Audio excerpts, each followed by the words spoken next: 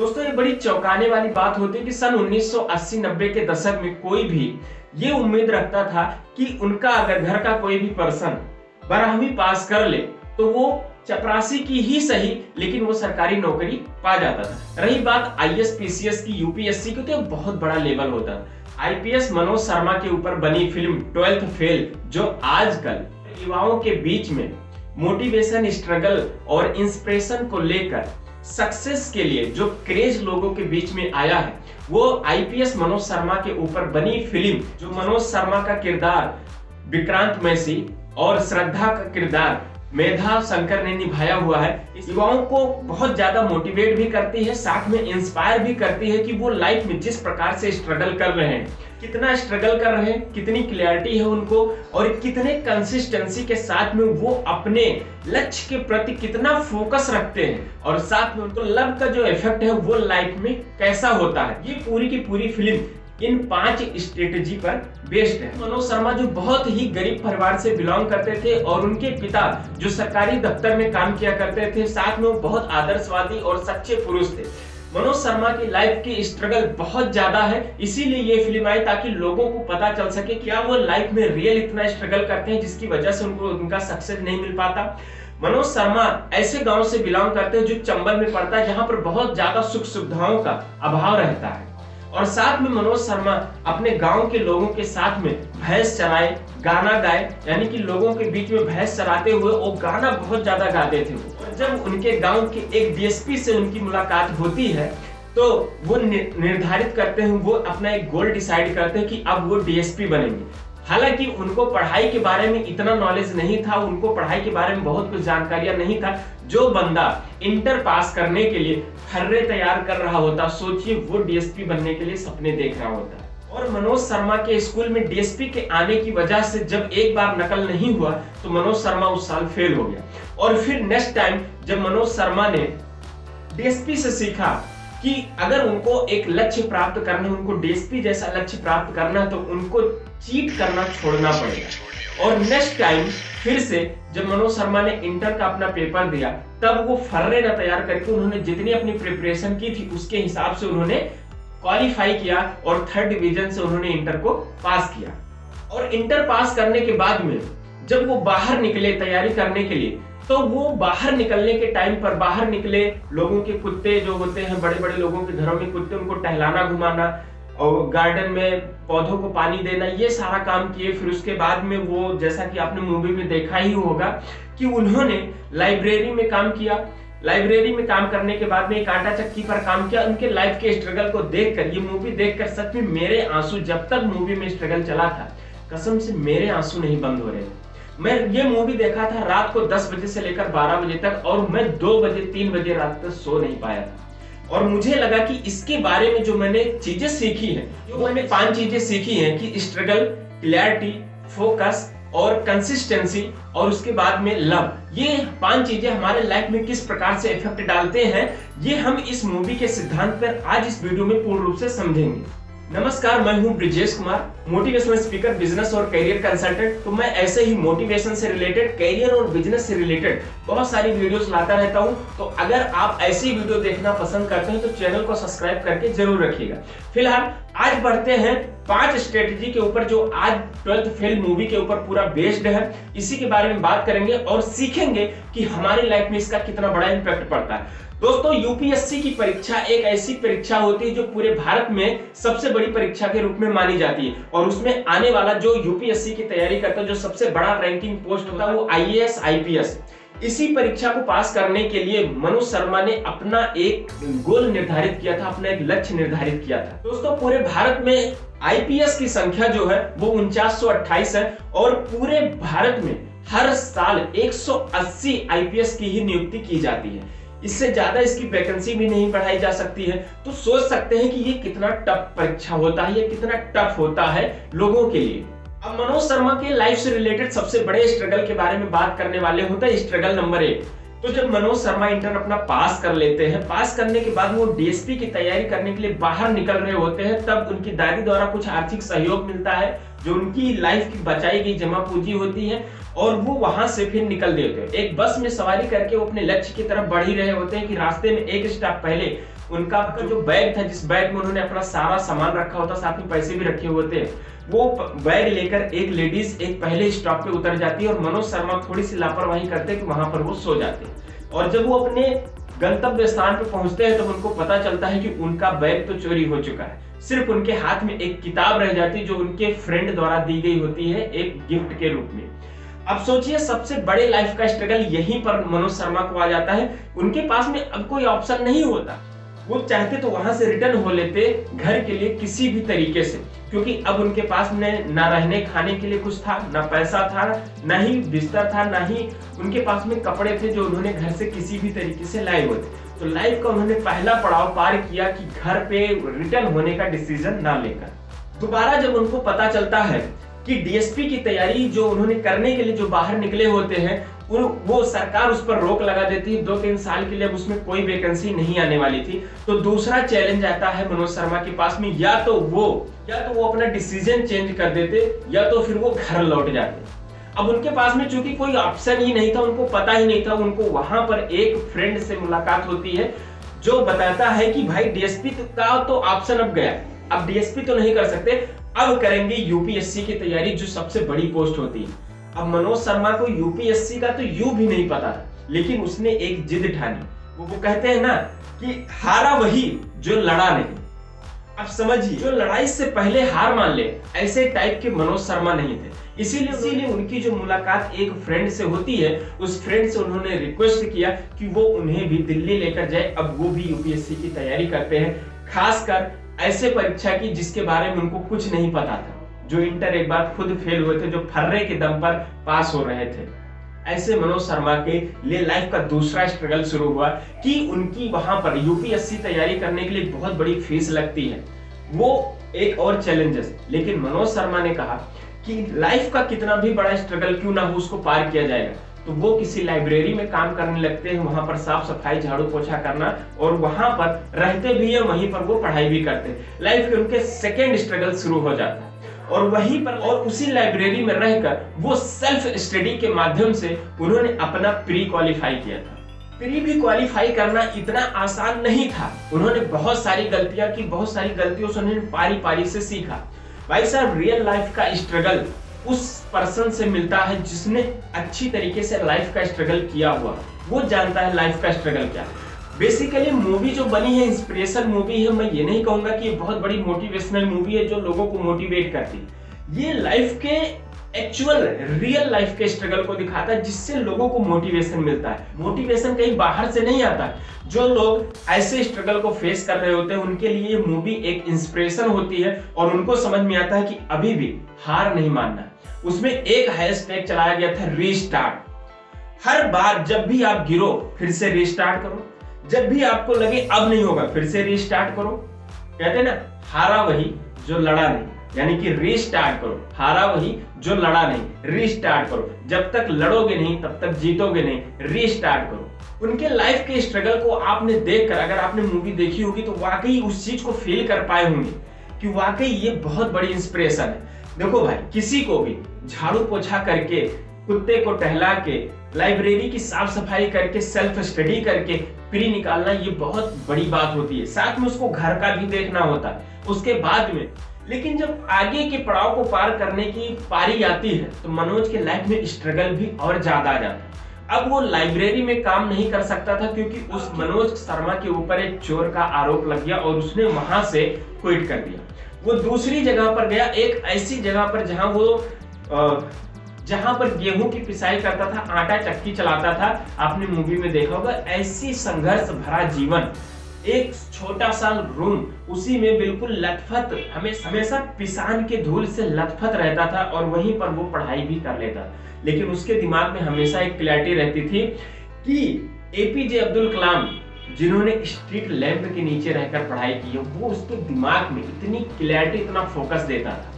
दोस्तों, स्ट्रगल का असली महत्व आप तभी समझ सकते हैं जब स्ट्रगल का लास्ट ऑप्शन आपके पास में लक्ष्य को प्राप्त करना होता है। स्ट्रगल आप कितना भी कर लो, लेकिन अगर आप लक्ष्य को प्राप्त नहीं कर पाते तो वो सारा स्ट्रगल मायने नहीं रखता। सेम इसी प्रकार से अगर मनोज लास्ट टाइम पर जाकर हार मान लेता तो आज ये स्टोरी जो इतनी इंस्पिरेशन स्टोरी है लोगों को पता नहीं चलती। तो स्ट्रगल आपको तब तक करना है, अगर स्ट्रगल कर रहे हो तो स्ट्रगल का एक मेन पर्पज, एक मेन गोल रखो कि आपको लक्ष्य प्राप्ति तक पहुंचना ही पहुंचना है, रुकना नहीं है बीच में। Strategy number 2, clarity.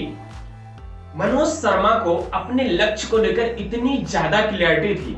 देखो, आप स्ट्रगल तब करते हो ना जब आपको लक्ष्य दिखाई देता है, और स्ट्रगल करते हुए उस लक्ष्य को प्राप्त करना है तो उसके बीच में एक क्लैरिटी होनी चाहिए। जब तक समझ में नहीं आएगा कि आपका विजन क्या चाह रहा, आप कहां तक पहुंचना चाह रहे हो, तब तक आपके लिए कोई भी स्ट्रेटेजी काम नहीं करती। तो क्लैरिटी, जब आपका विजन, मिशन, लक्ष्य सब कुछ क्लियर हो कि नहीं आपको पहुंचना ही पहुंचना है। मनोज शर्मा का भी ऐसे ही एक लक्ष्य था, ऐसे ही एक गोल था, ऐसी एक क्लैरिटी थी कि उसको आईपीएस बनना है तो बनना है। अब उस आईपीएस को बनने के लिए कितने भी स्ट्रगल करने पड़े, वो स्ट्रगल को उस क्लैरिटी के साथ में करता चला गया था।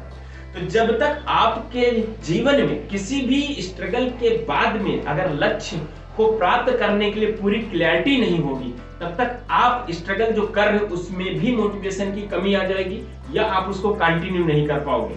और दूसरी चीज, जब तक आपको क्लैरिटी नहीं रहेगी तब तक आप किस बेसिस पे गोल को प्राप्त करने के लिए आप स्ट्रगल करोगे, वो आपको अच्छी तरीके से पता होना चाहिए। Strategy number 3, consistency.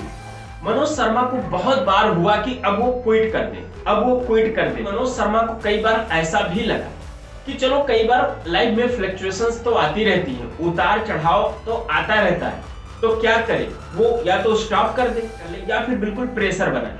नहीं, उसने एक कंसिस्टेंसी बना के रखी कि वो तैयारी करेगा, स्ट्रगल आएगा, क्लैरिटी बनी रहेगी, गोल तक उसको पहुंचना है। स्ट्रगल करता रहेगा, गोल तक उसको पहुंचना है। वो क्लैरिटी लेकर कंसिस्टेंसी के साथ में वर्क करता रहा। आप पूरी मूवी देखना, हमेशा से मनोज शर्मा कभी पीछे नहीं हटा था। एक कंसिस्टेंसी थी हर चीज के पीछे, कंसिस्टेंट काम करता है। तो एक बार स्टोरी में ये भी दिखाया जाता है कि मनोज शर्मा बीच में एक बार घर अपने जाता है, तो उस समय उसकी दादी की डेथ हो चुकी होती है। वो चाहता तो कुछ समय के लिए घर पर रुक सकता था, वो बीच में ब्रेक कर सकता था, लेकिन नहीं, अब उसको डबल मोटिवेशन मिलता है, डबल इंस्पिरेशन मिलता है, उसका क्लियर विजन और ज्यादा शार्प हो जाता है वहां अपने गोल तक पहुंचने के लिए। वहां से वो फिर से आता है और फिर से एक बार फिर रीस्टार्ट करता है। जब रीस्टार्ट करता है तो फिर कंसिस्टेंसी के साथ में लगातार वर्क करना शुरू कर देता है, और उसी कंसिस्टेंसी से जब वो काम करता है तब कोई भी अपने लक्ष्य को हासिल कर लेता है, जब एक कंसिस्टेंसी के साथ में वर्क करता है। देखो, अगर आपको ना एक मोटी बुक दे दूं, बोलूं कि इसको पढ़ के खत्म करो, तो दिमाग पे अगर ये पूरा प्रेशर ले लोगे, मुझे इसको जल्दी से जल्दी खत्म करना है, तब नहीं कर पाओगे। अगर ये हो जाए कि मैं day by day 2 page, 4 page, 6 page, 8 page, 10 page पढ़ूंगा, तो धीरे धीरे करके, यानी कि कंसिस्टेंसी के साथ में जब आप करोगे तब आपका किताब खत्म हो जाए।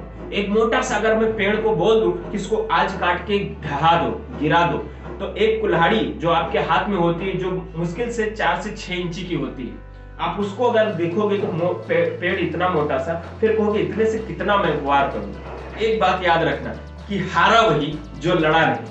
फिर आप कंसिस्टेंसी के साथ में काटते रहो। हो सकता है 2-4 घंटे लग जाए और भी ज्यादा समय लग जाए, लेकिन आप अपने लक्ष्य को जरूर प्राप्त करो। तो हारा वही जो लड़ा नहीं। तो जब आप कंसिस्टेंसी के साथ में बिना हार माने हुए लड़ते रहोगे ना, भले उसमें आपका थोड़ा सा टाइम ज्यादा लग सकता है, बट आपको रिजल्ट जरूर मिलेगा। ध्यान रहे कि हारा वही जो लड़ा नहीं, और रीस्टार्ट आप तभी कर सकते हो जब आपका विजन बिल्कुल क्लियर है, जब आपका लक्ष्य बिल्कुल क्लियर है और कंसिस्टेंसी के साथ में आप वर्क करते चलो। Strategy number 4, focus. Manoj Sharma का फोकस आप कभी भी मूवी में देख लीजिएगा, कभी भी डिस्ट्रैक्ट नहीं हुआ। लाइफ में प्रॉब्लम बहुत आई उसके, कभी वो दादी के ना होने की खबर, उसको एक स्ट्रगल था। पिताजी जब कोर्ट कचहरी में लड़ रहे थे, वो भी एक प्रॉब्लम थी। वो चाहता तो पिताजी का साथ देता, ना कि यूपीएससी की तैयारी कर। एक और पहली बार जब उसका बैग चोरी हो गया था वो भी एक प्रॉब्लम थी, चाहता तो घर रिटर्न हो जाता, सोल्यूशन की तरफ यानी डीएसपी बनने की तरफ आगे न बढ़ता। एक और बार जब मेंस की परीक्षा में वो आउट हो जाता है यानी कि उसमें फेल हो जाता, तो फिर उसको डिमोटिवेशन आता, चाहता तो वो फिर से रिटर्न हो सकता था अपने घर के लिए, लेकिन हर बार उसको दोस्तों से ये इंस्पिरेशन मिलता था, उसके लाइफ में बिल्कुल ठप्पा लगा हुआ था कि अगर स्ट्रगल कर रहे हो तो गोल को क्लियर करके रखो, कंसिस्टेंसी के साथ में वर्क करो और फोकस बिल्कुल शार्प क्लियर होना चाहिए। और साथ में एक ठप्पा ये लगा हुआ था कि रीस्टार्ट, हर बार रीस्टार्ट, हर बार रीस्टार्ट। ध्यान रहे, हारा वही जो लड़ा नहीं। मनोज शर्मा के लाइफ में जितनी प्रॉब्लम्स आती गई, हमेशा उस प्रॉब्लम पे फोकस ना करके उन्होंने हर बार सॉल्यूशन पे फोकस किया। कभी भी देखना उसके लाइफ में इतनी आर्थिक तंगी थी, वो नहीं सोचा कि चलो तंगी को मुझे सुधारना है तो मैं कहीं जॉब कर लूं या नौकरी कर लूं, मैं इतनी बड़ी परीक्षा के पीछे क्यों भागूं जिसमें मेरा होने का चांस ही नहीं है। वो कभी उसके माइंड में है, डाउट नहीं है, क्लैरिटी, बिल्कुल क्लैरिटी, वो क्लैरिटी थी उसके पास में।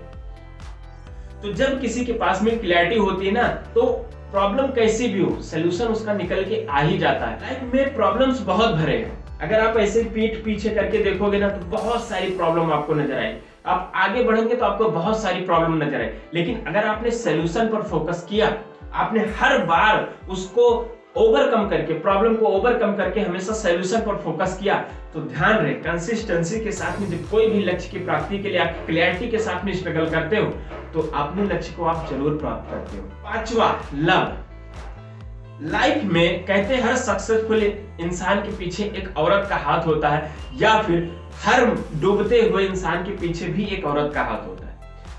दोस्त लोगों के बीच में अगर आप रहते हो, अच्छी तैयारी करते हो, आपका विजन समझ में आता है, कंसिस्टेंसी समझ में आता है, आपका फोकस, गोल सब कुछ क्लियर है, लेकिन अगर उसी बीच कोई लड़की आपके लाइफ में इंटर करती है तो दोस्त लोग क्या बोलते हैं कि सर्दी खांसी न मलेरिया हुआ, ये गया यारों इसको लवेरिया हुआ। तो दोस्तों लोगों के बीच में अगर आप ऐसी किसी सिचुएशन में पड़ जाते हो जब आपका वो फोकस डगमगाते हुए देखते हैं, तो आपने एक बार देखा होगा जो मनोज शर्मा का मित्र है, जो मनोज शर्मा का फ्रेंड है, जो उसको अपने लोकल सिटी से लेकर दिल्ली लेकर आता है, वो उसको मोटिवेशन देता है कि भाई फेलियर का ना कोई ऑप्शन नहीं होता है। और ये बात सही भी है, एक ना एक दिन हर लड़की उसके पीछे लात मारकर चली जाएगी अगर अगला इंसान सक्सेस नहीं हो। लेकिन इसी कहानी को मेधा शंकर ने जो श्रद्धा का रोल निभाया था, उन्होंने इसको पूर्ण रूप से चेंज किया कि वो स्टैंड करेगी, लाइफ के हर एक स्ट्रगल, हर एक पड़ाव, हर एक मुश्किल में उसके साथ खड़ी रहेगी। अगर वो आईपीएस बनता है या नहीं भी बनता है, तब भी वो श्रद्धा उसके साथ है।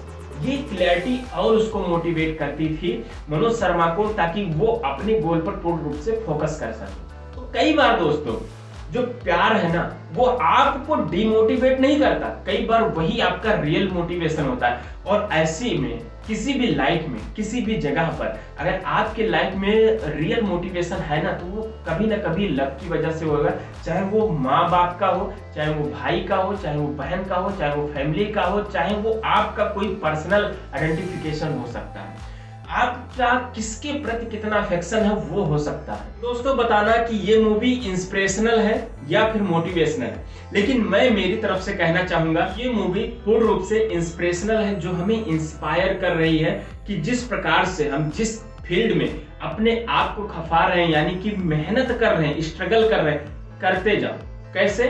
क्लैरिटी के साथ में कंसिस्टेंसी बनाते हुए, यानी कि अगर मैं, जैसा कि हर बार मैं वीडियो में बिजनेस से रिलेटेड सारी चीजें लाता हूं, तो अगर मेरी इन्हीं 5 स्टेप को आप फॉलो करते हैं, 5 स्टेप को आप समझते हैं, बिजनेस में हर बार स्ट्रगल्स आते रहते हैं, बिजनेस में हर बार एक नई प्रॉब्लम आएगी, बिजनेस में हर बार एक नया चैलेंज भी आएगा, लेकिन उस चैलेंज को, उस प्रॉब्लम को आपको लेकर वरीड नहीं होना, परेशान नहीं होना। कैसे? जब आपको पूर्ण रूप से क्लैरिटी है कि आपको बिजनेस को कहां तक लेकर जाना है, तब आप उसी क्लैरिटी को कंसिस्टेंसी के साथ में वर्क में डेली बेसिस पे वर्क करें। जो आपका डेली का रूटीन है, उसी डेली के रूटीन को अच्छे तरीके से करते रहिए, ताकि उसमें और ज्यादातर इंप्लीमेंट कर सके। क्या कमी है उसमें, वो सारा का सारा चीज आप सुधारते रहिए। ध्यान रहे, याद रहे, हर बार जब आप गिरते हो तो आपको रीस्टार्ट करना है, और याद रहे हारा वही जो लड़ा नहीं। जब आप कंसिस्टेंसी के साथ में अपना एक गोल निर्धारित करते हो, आगे बढ़ते हो, जब आपको पता है कि आपके बिजनेस से बहुत सारे लोगों का काम होना है, आपके पास में मेहनत मजदूरी करने वाले लोग कर रहे हैं, आपके साथ में टीम बनी हुई है काम करने के लिए, आप लोगों की प्रॉब्लम्स को सॉल्व कर रहे हो, तो ऐसे में अपनी कंसिस्टेंसी को बनाए रखने के साथ अपने फोकस को जरूर याद रखना है कि आप कितनी छोटी बिजनेसमैन हो, अभी आपको कितना बड़ा बिजनेसमैन बनना है। जब आपका गोल बिल्कुल क्लियर होता है तो उसमें कितनी भी प्रॉब्लम्स आ जाए, प्रॉब्लम पर फोकस ना करके सलूशन पर आप जब फोकस करते हैं तो आपका फोकस आपकी गोल की तरफ बढ़ने का जो सिलसिला है वो हमेशा आगे बढ़ता रहता है। और प्यार, आप अपनी फैमिली से भी प्यार करो, अपने प्रोडक्ट से भी प्यार करो, अपने एम्प्लॉयड से भी प्यार करो, अपने कस्टमर से भी प्यार करो। आपको प्यार तो वैसे भी बना के रखना है। किसी भी जगह पर आप बिना प्यार के तो अपना धंधा चला ही नहीं सकते। मेरे साथ यहाँ तक वीडियो में बने रहने के लिए 5 स्ट्रेटजी सीख कर struggle, clarity, consistency, focus, not problem, only solution and last में लव, इन 5 स्ट्रेटजी को अपनाकर आप अपने जीवन में कितना बदलाव लेकर आएंगे, उम्मीद रखता हूं कि ये स्ट्रेटजी आपके काम आएंगे। साथ में बताएं कि ये जो 12th फेल मूवी है इसके डायरेक्टर कौन है और उनकी मूवी आप कब से देख रहे हैं, इनको कमेंट बॉक्स में लिखकर जरूर बताएं। मेरे साथ यहाँ तक वीडियो में बने रहने के लिए, पूरा वीडियो देखकर एंजॉय करने के लिए और 5 स्ट्रेटजी सीखकर अपने जीवन में इंप्लीमेंट करने के लिए आपका बहुत बहुत धन्यवाद। वीडियो को लाइक करके शेयर कीजिए और चैनल पे नए हैं तो सब्सक्राइब जरूर कीजिए। मिलते हैं आने वाले एक और नए वीडियो में, तब तक के लिए जय हिंद।